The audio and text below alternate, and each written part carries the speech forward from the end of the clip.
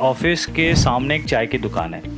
ठीक है, तो हम लोग चाय पीने जाते थे। पहले तो वो कैश लेता था या वो महीने का हिसाब कर लेता था। अब वो बोलता भैया आप क्यूआर कोड लगा दिया, मैंने स्टिकर लगा दिया है, अब हमको उसमें पेमेंट कर दीजिए, स्कैन कर दीजिए। अब हम लोग स्कैन कर देते हैं, उसके पास उसका पैसा पहुंच जाता है। He is very happy. वो बंदा जो फाइनेंशियली एक्सक्लूडेड था, इस टाइप के 50 करोड़ लोग हैं जिसके बैंक अकाउंट खुले हैं और वो आज उनके बैंक में पैसा आ रहा है, यूपीआई से आ रहा है, जैसे भी आ रहा है। बट आप एक चीज देखिए, जब यूपीआई से पैसा आता है और एक चाय वाला सपोज कीजिए वो 100 चाय बेचता है दिन में और 15 रुपया 20 रुपया जो भी वो लेता है, आप सोचिए वो 100 चाय भी अगर बेचता है और 20 रुपया भी लेता है तो वो भाई महीने दिन का कितना चाय बेचा? 2000।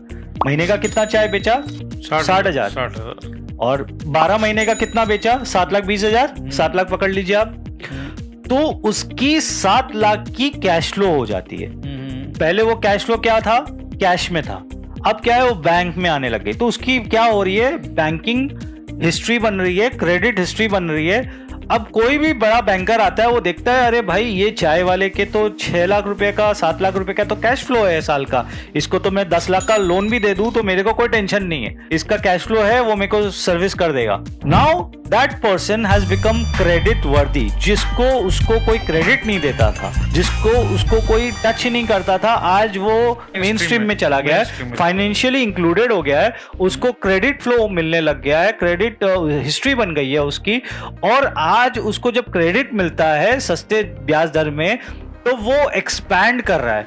तो आप सोचिए ऐसे 50 करोड़ लोग जब वो एक्सपैंड करते हैं तो हमारी इकोनॉमी कहां जाएगी? मतलब ये 50 करोड़ लोग बेंच में बैठे हुए थे, they were not the part of the economy, now today they are the part of the economy. हम चंद्रयान में हमने 7 इंजन लगाए, 7 प्रपोल्शन लगाए और चंद्रयान को मून में भेजा।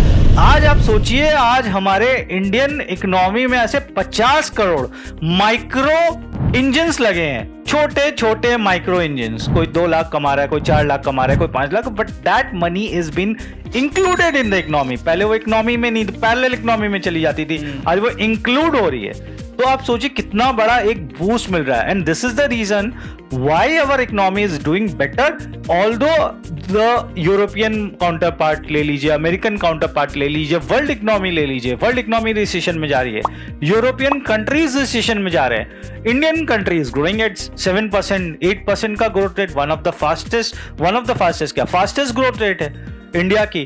We are completely insulated from the world. अभी आप देखो, क्योंकि ये छोटे छोटे जो इंजन्स की मैं बात कर रहा हूं ना, वो प्रोपेल कर रहे हैं इंडियन इकोनॉमी को, तो वो उस तरह से जा रही है।